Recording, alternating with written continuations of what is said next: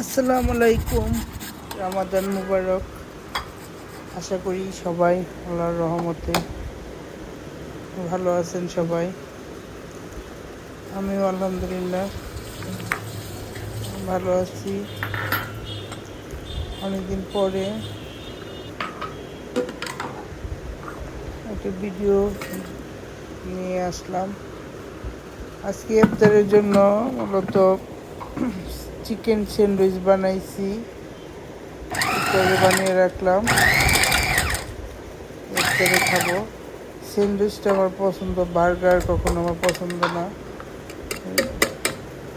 Sandwich আমার পছন্দ।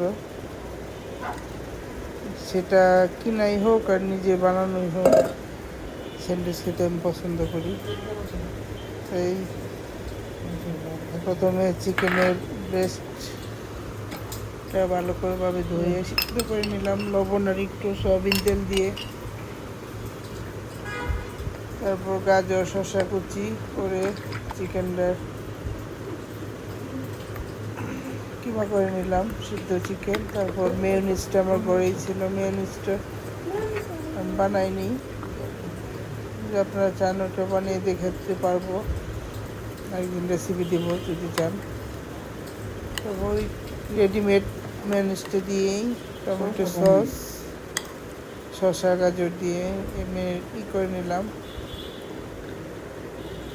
Marinate করে নিলাম। এই তো একদম সহজ একটা রেসিপি, কিন্তু খেতে অসম্ভব মজা। আপনারা ওইভাবে স্বাস্থ্যসম্মতভাবে বাসায় বানিয়ে খাবেন।